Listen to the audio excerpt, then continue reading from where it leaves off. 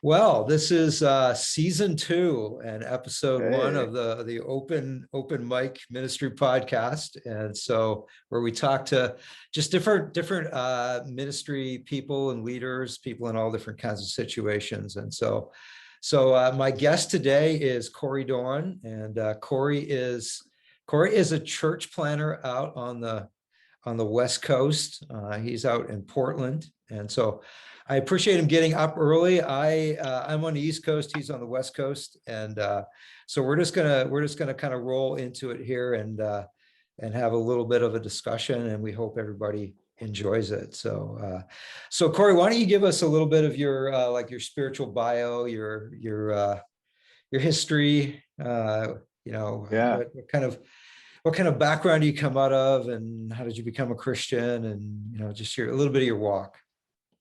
sure, yeah. So I'm from Prince Edward Island, Canada. That's where my family's all from. And when I was born, my story really starts like with kind of the struggle of life for my parents. My mom and dad were um, kind of in a rough place when I was a kid. A lot of partying, and had a dramatic conversion, and ended up at a Amway conference. So I guess Amway did something good for somebody. God works in very varied and mysterious ways. But yeah, they were at an Amway conference, and Amway, these conferences always have these Sunday morning services, and my parents and like in the same moment gave their lives to Jesus, and God like miraculously turned their life around. I mean, they were drinking a lot, partying a lot, and I don't mean like casually drinking a lot, like drinking like encumbering your life greatly, drinking a lot, and as a 7-year-old, I just remember like our whole world changing. I remember, my like all the alcohol came out of our house, and the parties kind of stopped happening, and we just kind of started going to church together and learning about Jesus together as a family. And so I joke with my parents now that like growing up as a kid in our home, we'd be going to these churches, and some years we'd celebrate Halloween and some years we wouldn't, based on what some church person told us was allowed or not allowed, So, but that was kind of like the ebb and flow. Like we didn't know anything about how to read the Bible or what it meant to be a part of a church or any of that. So that kind of started our journey, and it really kind of popped us around a bunch of places. So like we ended up moving to Ontario, and ended up at this little like rural Baptist church, not too far from the house we lived in. And we knew nothing about denominations or like styles of churches or anything like that. It was a little Baptist church, and really got like enfolded into the community. And a few years later, we moved to Mississauga, Ontario, and needed to find a new church, and ended up at a Pentecostal church. And because why not? So went from like Baptist to Pentecostal. But that was really like important for me personally. It was in that Pentecostal church where I think where Jesus really became real or like tangible for me. It wasn't just like through my parents or seeing their story, but it was in the Pentecostal church where I began participating in a youth group. It was in the Pentecostal church where eventually, I made a decision to be a Christian myself and for myself, and follow Jesus for my life.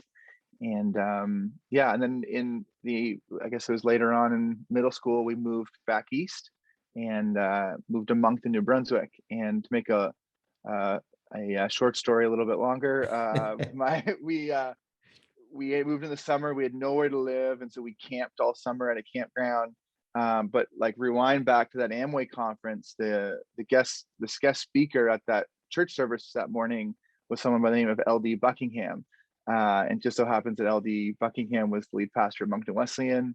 So we looked up their church, and they had like this summer program for students, and so I went every day, and and we just kind of got enfolded into that church, and so been a part of the Wesleyan tradition since about then.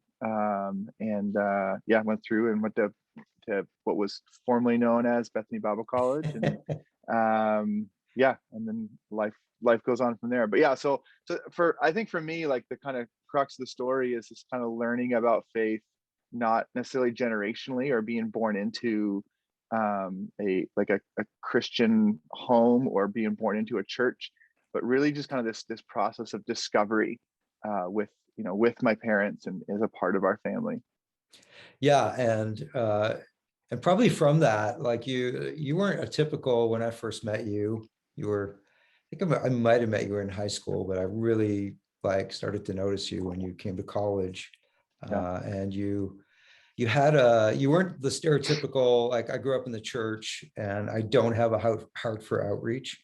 You seem to have this like heart for reaching out outside of the church, kind of built right in.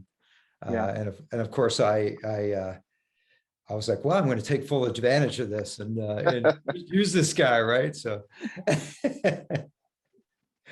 so do you think that came from just your, the story of your parents? Yeah, like I never really, to be honest, like I never really understood church culture, like that piece. I mean, I like even when I was in high school, like my closest friends were my friends at school, and none of them were church people. But I also never understood like the youth group culture of like all the kind of Christians. Like there was a group of Christians that hung out together at my high school. I didn't hang out with them. I didn't really understand like this kind of grouping up together and isolating ourselves from everybody else.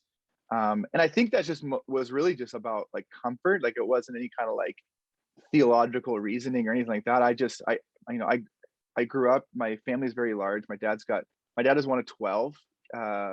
And so I had like 35 first cousins or something like that. And we just all kind of grew up together, not in like the church. So, and I grew up playing hockey, and I always felt a little more comfortable, out in the world.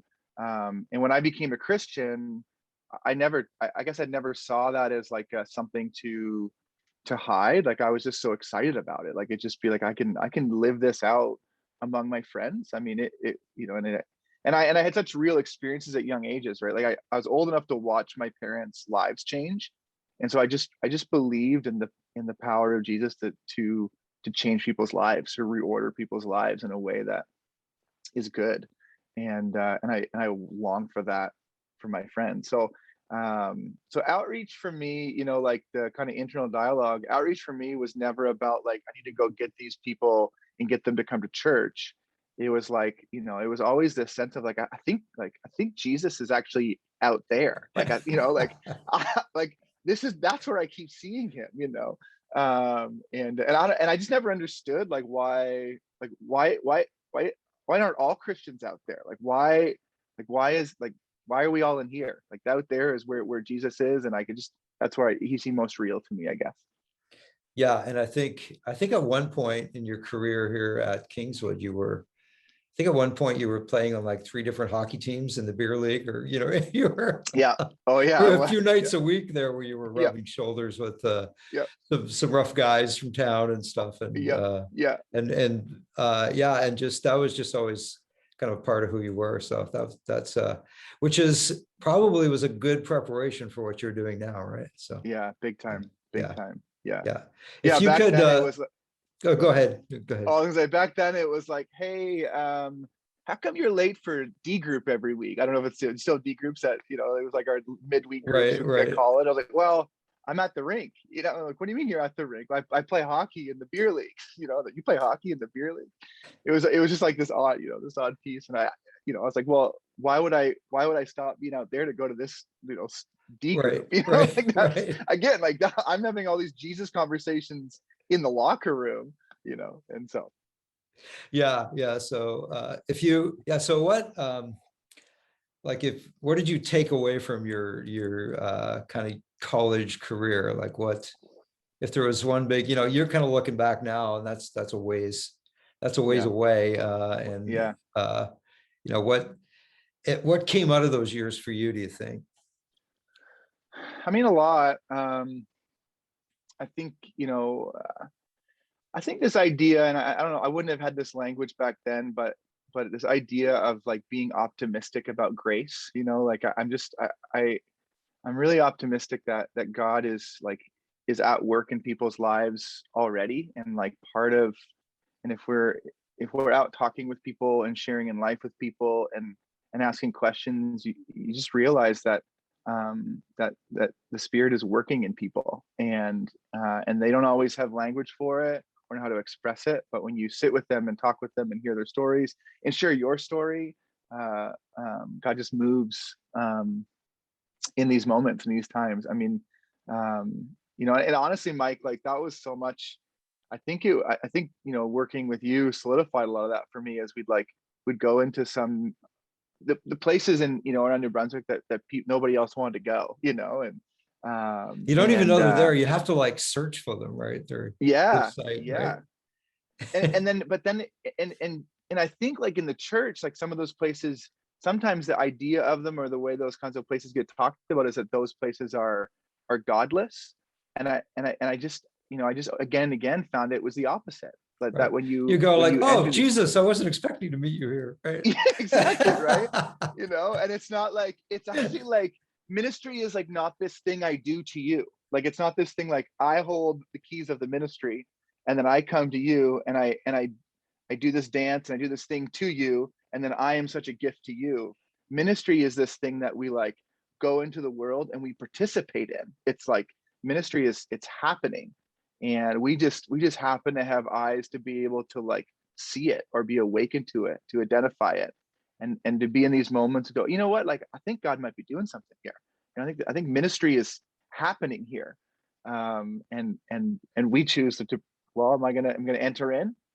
Am I going to participate in this, or am I not? And I find that when I do, like God is just so cool about that, just to be able to participate in these divine moments with people in their lives, just by showing up. Yeah, yeah. So it's kind of like the witness before the witness. Like there has to be, Yes. you have to be Yes. with people, which Yes. I think the church struggles with sometimes. Just that you have like just being there, and Yes. being patient. Yes. Yeah. Yeah. And I think like, I think church, and this, I mean, this is someone that's carried me in Portland and stuff I think about a lot is church just becomes so complicated. And it begins to just take up so much of our life that we like literally don't have the time to be with anybody but church people. Right. Like, Right. because we have all the things to do. I mean, and a regular person like is working nowadays, like so many people are working 60 hours a week, 50, 60 hours a week. And then they've got, a small group. And then, if you're in a larger church, you're going to attend a service on Sunday and serve a service on Sunday, and then if you've got a couple kids, like you've got their activities you're running around to. And if you got family in town, you got these birthday parties to go to and all, and pretty soon you're like, I just don't have time to know my neighbors. I don't have time to stop when someone on the street looks to be in need. I don't have time, it's just it's a practical problem. And that I think like, as Christians, we got to look at deeply. Yeah, Do and we have time to I participate? mean, you've experienced. I mean, you've worked in a big church. You did the. For those of you who might not know, Cory was in a band called Atlantic that was kind of, and so he's done the kind of the Christian rock star thing for a while. Where I say that in good humor, not in, Yes, yeah. but there are elements of being in a Christian band that Yeah. there are some celebrity elements to it on a much smaller scale Yeah. than normal, for sure. So Yes. you've seen the big machine, and how Yeah. things operate. And Yes. yeah. And I just think it just kind of, it's an accident. Like it kind of happens to us, and it just, and I just think sometimes we just got to push back from the table and look at everything again and go, hey, like, does this vision for discipleship that we have for people, does this make sense in the world, or does this just make sense in our world? And if it only makes sense in our world, then I think we've got to work it a little bit and we haven't got it yet. Let's keep working on it. Right. It's extractional, right? If we're pulling people out of the world, and extracting people from their neighborhoods and extracting people from their social circles and the lives they live, rather than like inserting people and discipling people so they can be with others. We've got to find ways to work on that, and that's not like a model. That's so culture specific that we've got to Right. continue to figure out in our context. Yeah. And so just kind of filling in the blanks to kind of where you are now so we can talk about that. But when Sure. you graduated, you did music for a while, and then were you was it South Dakota? You were at church Yeah, in in South Dakota for? Rapid City, South Dakota. Yeah. Yeah. Yeah. And how long were you there? Just shy of 3 years. Okay. Yeah. So I was on staff, pastor of creative arts, at a church. While I was there, church exploded. Like went from like 1,500 people to like over 3,000 on a weekend, and upwards of like our big Easter events. Last year I was there. I think we had almost 6,000 people, in a town that's like 60 to 70,000. So like 10% of the population is Right. coming out. Right. It just like it was like out of control. Right. It just grew so fast. Yeah. So what your time on the road, and then your time like in a bigger church like that, like what were the things you learned from those experiences that you're kind of like, okay, this stuck with me and it's kind of valid, and I'm bringing it into where I'm at now? Yeah, I think it like expanded my view of just how God works in different places and different people in different ways. I think, my natural like pull I can be a little bit of like a purist. Like I want everything to be just right and distilled down to its most pure form. And I think it's really easy for me to just to naturally, kind of build like a new religion, but a religion that's like that's mine, Right. I'm never You're short a on little opinions. entrepreneurial, right? It's like Yeah, that, yeah, yeah. exactly. But I just think, everywhere we went, in the band, and in South Dakota was like such a different culture for me, a different place. It was like nowhere else I've ever lived. And then to experience this like really unique moment, in time for the church that we were at, and just to see how like God can do things sometimes like based on like our plans and the things we're doing, and then other times it's just like you're just like hanging on for the ride. And those are seasons that like every season is not a revival season. In every that sometimes God is moving in big ways, and you're just trying to keep up and you're trying to be faithful. And then other times are seasons when you're waiting and you're praying and you're being with people, and you're getting back to like the basics of who you are as a church or as a people or as a person, and continue to grow and be faithful where you stand. Yeah, I think our strategy depends on our season, and sometimes Yes. we get Yes. messed up as we can't read the season that we're in and what God is up to, and so we just keep employing the same strategies or borrowing strategies from others, and it really does depend on where you're at and what you sense God is Yeah. doing. And so, Yes. and I'm we all have certain biases, and we like to do things a certain way depending on how we're wired. But I do not like I've seen God work in really big wealthy churches. I've seen him work in little poor places that don't have I've seen him work in. So I Yes. don't discount. I don't discount. I don't think we have to judge everything. And it's Yes. like God only works in this way, That's right. Yeah. because I think he works in a variety of ways, in a variety Yes. of seasons, with a variety of people. And and it's all we don't have to throw rocks at what anybody else is doing. We Yes. just like, God, what do you want me to do? And Right. kind of be okay with that. Yes. Yes. Yeah. Like I being in a fast growing church and being a part of that experience was incredible. But now I'm in Portland where like no churches are growing fast. actually no churches are really growing. So like, Right. so, and Yeah, you would but be in one of the top, like when they do those surveys and they say what's the like least church or least the toughest yeah, place to, like Portland is always like in the top 5, I think. So yeah, I think there's just like a lot, you're like, you're going through the map, and the church planting map, and it just says don't, like right, like right. I wouldn't go there. It's a suicide mission, right? So Yeah, yeah, yeah. But I think that's like, but sometimes, and again, like, I think this is the mindset to even segue into like what we're doing here in Portland, is that when I talk to people like outside of our city, people often like talk about our city like it's godless, like to make full circle, right? right, right, And what I'm finding is that like I see God here all the time, and God's doing incredible things. It just looks a lot different. It doesn't show up necessarily in like church growth, but the amount of people doing really good work here, and being really faithful to the land we stand on, and the neighbors we have, are are great. Like I've learned so much about God just being here. Um, and so I think, again, like throwing those rocks or those narratives about like, places being, godless, I just, God is at work everywhere. And the fruit that we like to look at doesn't dictate whether God is at work more or less in a certain place. I think that really can't be known.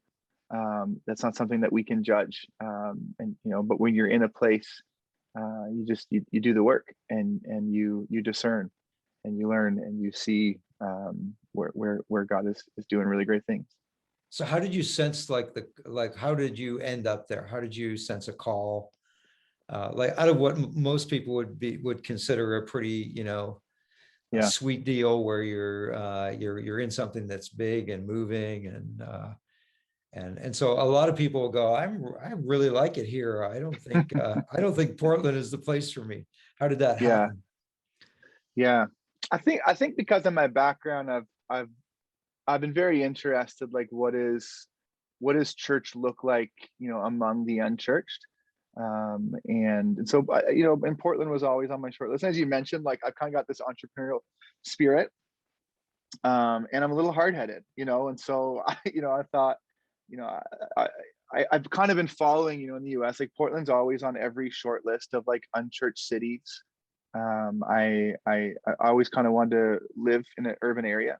And so, Portland was always kind of on the radar.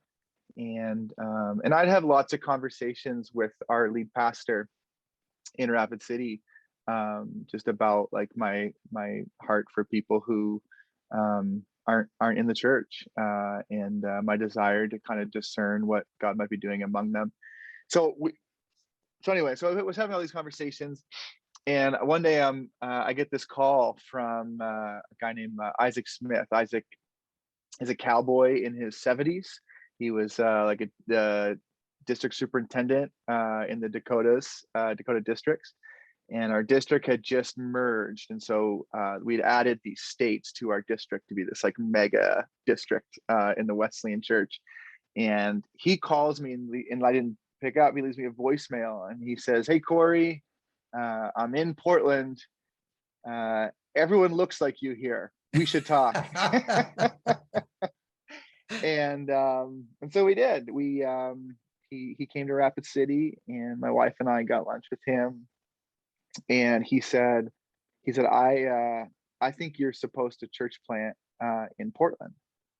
And at that point, like we had just bought in a house in Rapid City, South Dakota. I thought we would be there at least another, 2 to 3 years.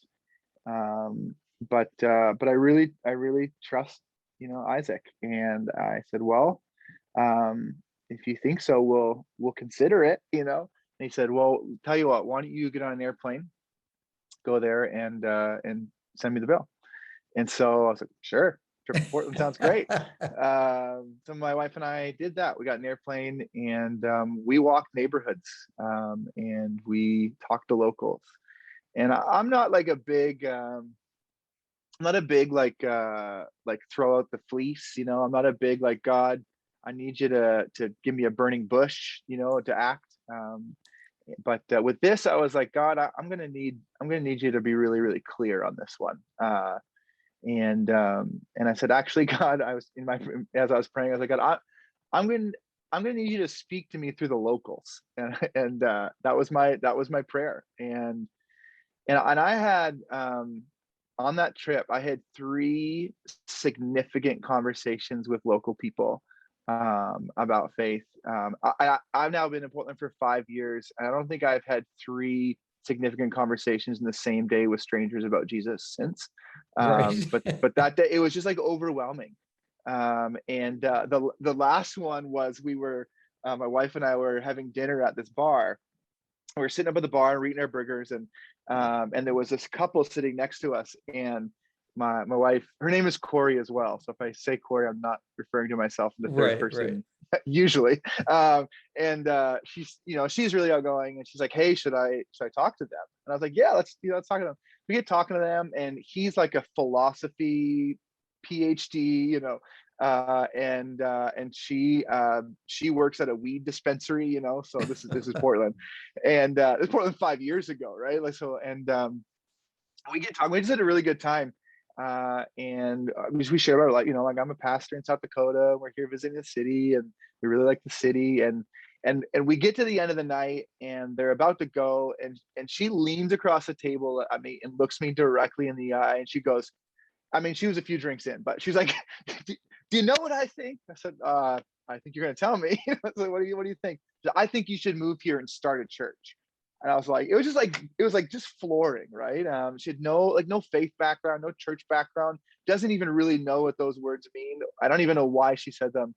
And she walked out, and I looked at Cory, and I was like, did God just speak to us through like the weed lady? Is that really like just happened? And then she comes back in with her phone number written on a piece of paper and hands it to us. Said, if you ever do that, give me a call. And we ashamed to say we lost that piece of paper, but there was this moment that we flew back, and we were in church that next Sunday, and I was just standing in the crowd, and someone else was doing music that weekend, and I looked over at my wife, and she was just crying, and she just looked at me and said, "We have to go." And I just said, I know. And we just knew.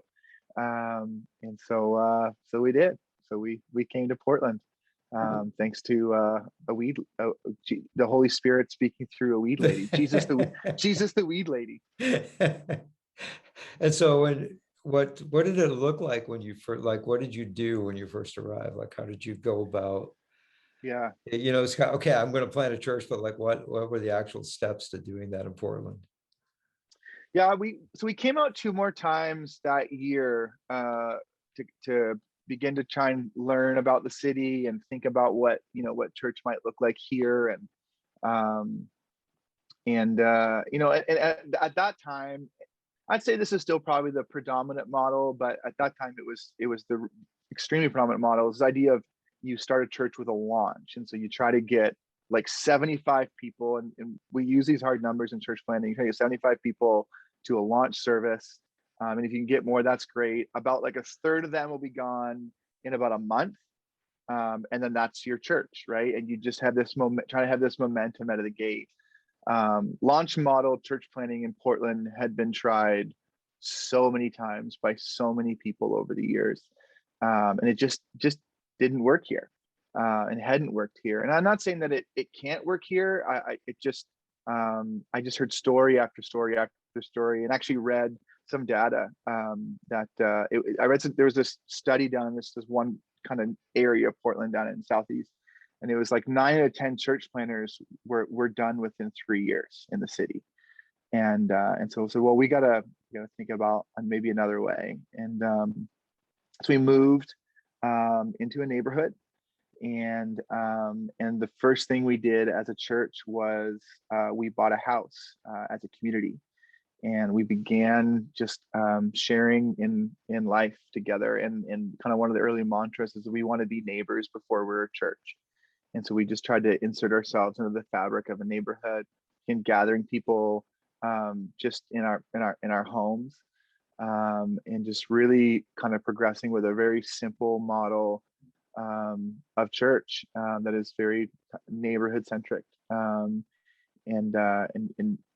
just lived life from there, and tried to teach people, teach Christians to do the things that we've just been talking about. What does it mean to be a part of the fabric of this neighborhood as a discerner and as a listener, learning to be with neighbors and discerning what God might be doing in any given moment, or what larger kind of things God might be up to that we can participate in. And so kind of taking this posture of, we're not going to Portland to bring Jesus to Portland. But we're going to Portland to participate in what Jesus is already doing there. And so it's meant a slow burn,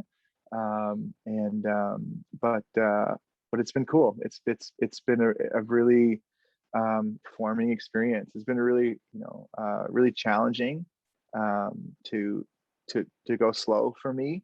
I'm like a pretty high paced person. Nothing I've really ever done has moved slow. But also realizing that I'm not from Portland. I'm not from this place.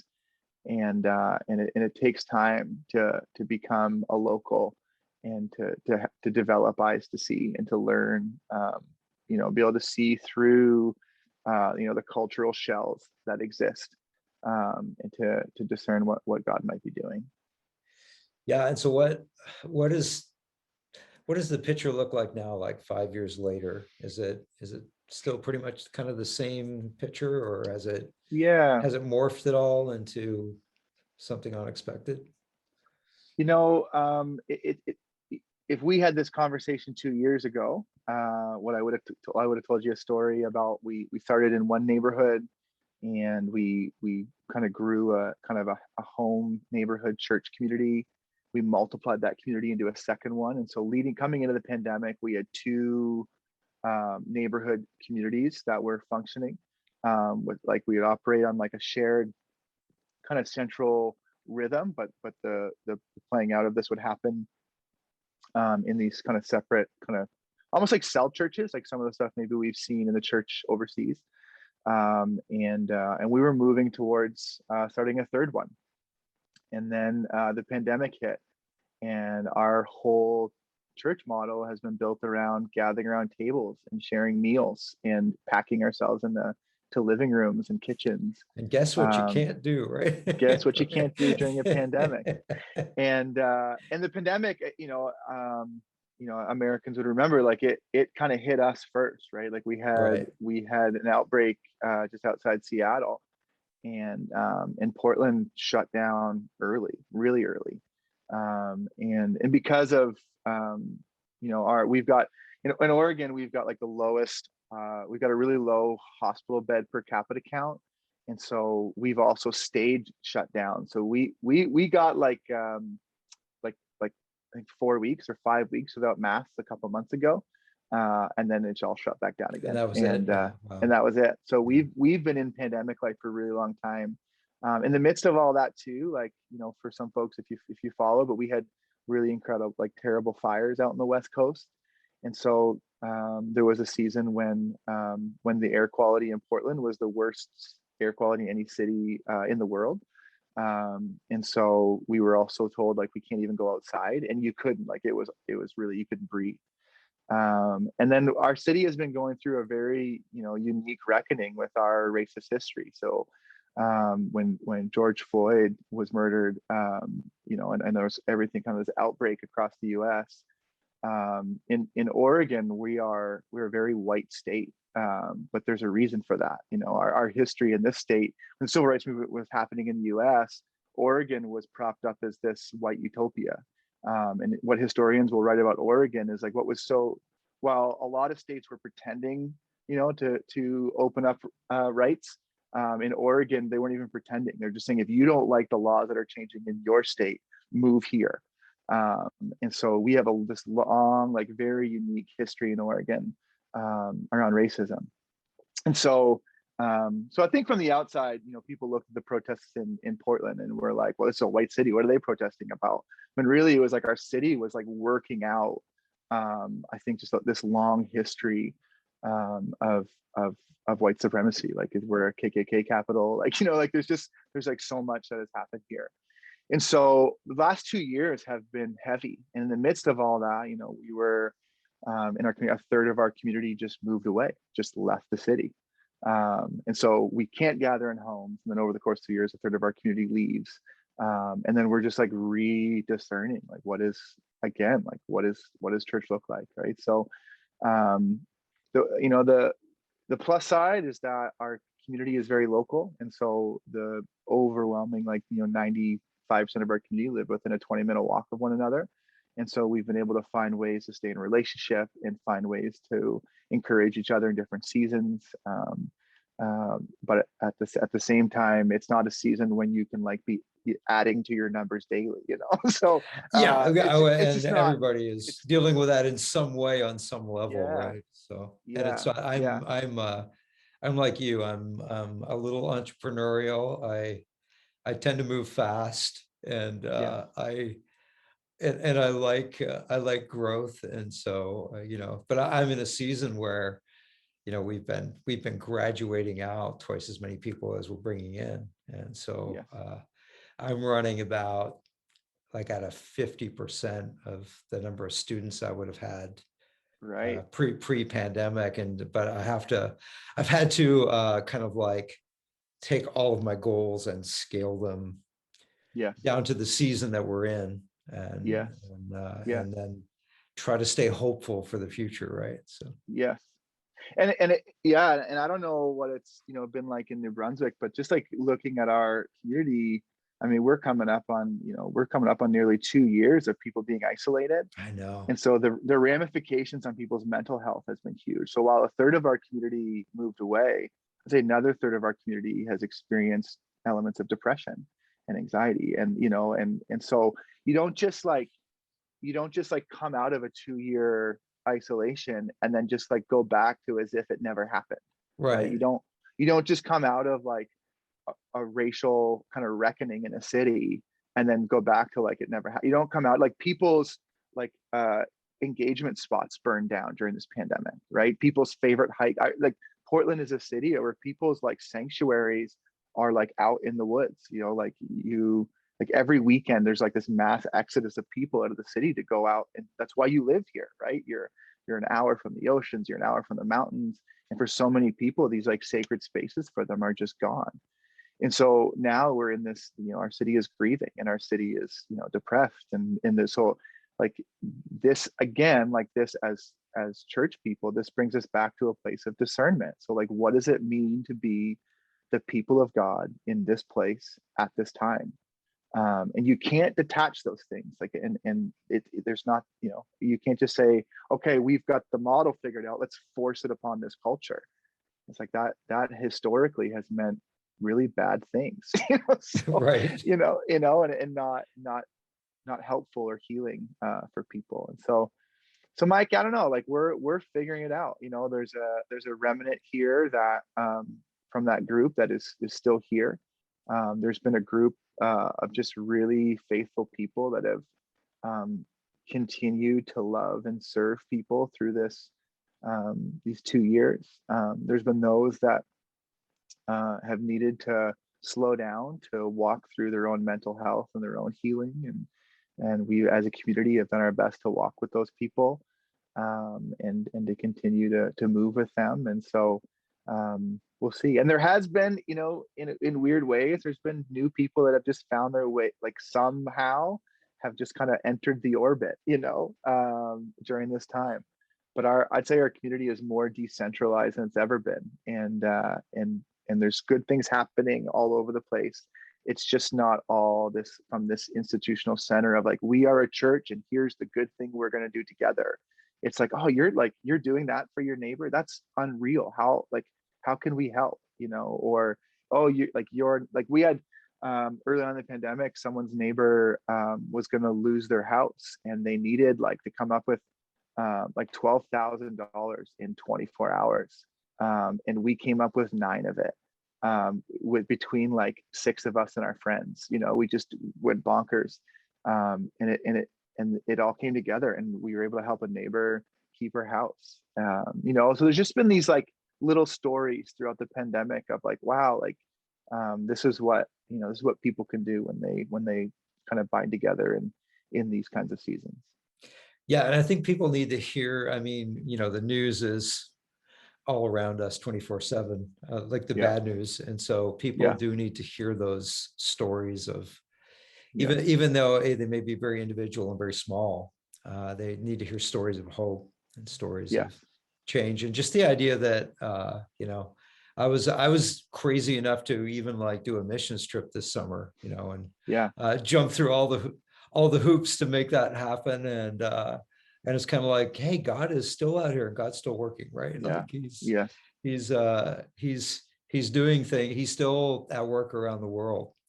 yes, And so I've been, you know, as I came back, I was like, it's like the Great Commission's not on pause, and God is still, the Holy Spirit's still working, like everything. yes, It looks a yeah, little different, but yeah, but it's happening. So yes, yes, so yeah, yeah, what are your, just to kind of wrap up and land the plane here, and this is such a tough question for anybody to answer right now, I know, but like, yeah. what are you sensing? What are you sensing for the future? Like how do you sense, like, how are things going to look as we come out the other end of this? Yeah. Uh, how's church going to be different? Yeah. I mean, I think, I think Portland in many ways is the future of America. Like we're, as far as the way people kind of approach faith, we tend to be on the West Coast dispositionally. Things tend to move from the West Coast across, and in that. And so like I would say people are here are just increasingly, I guess, like agnostic towards faith. I don't find people here to be anti-Jesus or anti-Christian, definitely like anti-institution, which is, something we've got to navigate. Um, but I think the days of like, of just like throwing up a really awesome church service with great music and a great person teaching, I think those days are numbered. And depending how close your region is to Christendom, it probably depicts like how much road you have left.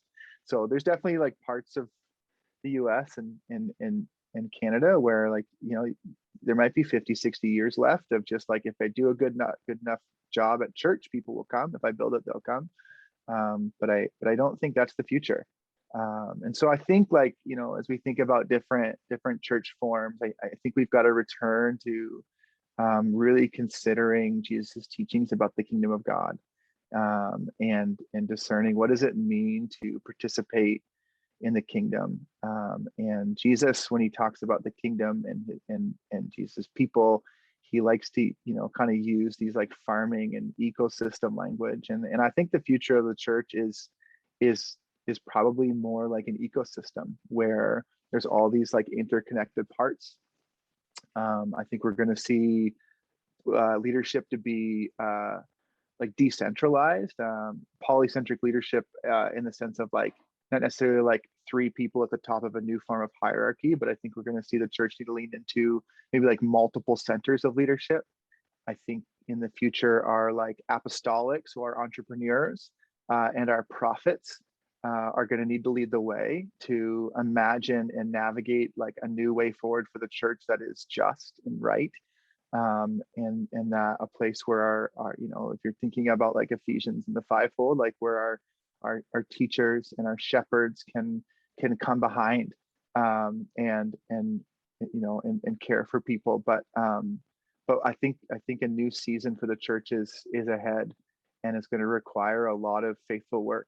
And I think what I've really been working through is, and I think those of us that would consider ourselves leaders in the church, I think we have to do a lot of really good thinking about our own minimal ecclesiology, right? Like what's the minimum, and what like what idols about the church do I need to let go of? Because if I'm leading this thing, and I'm a leader or a person who's starting new things, and if I'm bringing my own idols into this, then it's going to be really hard for people to attach to. So I think the church is going to have to get lean, and figure out kind of our basic structure, and work out from there, which I think is great news for people who are rooted in the tradition of John Wesley.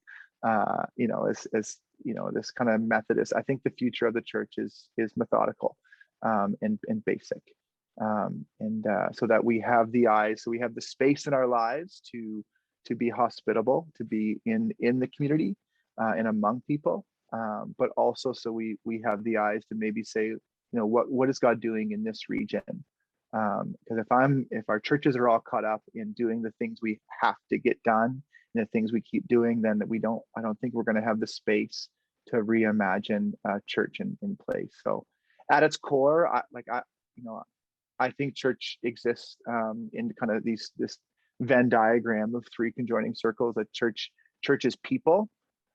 Church exists around practices, so people who have a shared practice in a place. That's the core of it. And so, who are those people? What is this place? And what are our shared practices? And so, yeah. So I think I could go on and on and on. Like I think You've the obviously future thought of, a lot about this, right? I think about this a ton. This is the space I'm into. Is that I don't know that. I think like the future of the church in places where there's no history of Christendom, I think people have to see God working in a group of people, and be integrated into that group, and just find themselves kind of caught up into the flow of it. Like I think the future of evangelism is more corporate than personal. I think the kind of personal evangelism works when there's a general background of Christendom, where people have a general idea of God. But when people have no general idea of God, evangelism is a longer process, and we've got to create communities that are in the community, that have a rhythm of life that people can be swept up into, and begin to participate in. And I think people will just like find themselves as Christian, hey, like I've been doing this stuff with these people. It's like, I think I'm a Christian. Like, I think God's doing something in my life. And then the people of God were like, yeah, we see that. You're right. That's exactly what's happening. What should I do? Well, maybe you should get baptized. I think like we're going to start seeing kind of this revival of corporate life. But I think it's going to happen in these basic ecclesial cells. Anyway, that's my prediction.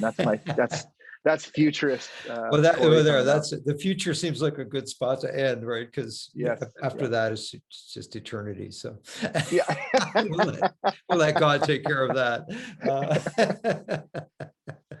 Well, thanks for taking the time, Cory, today. And, yeah, you bet. It's been great to see you again. Great to chat. And so good. And I'm going to hit pause here on our recording.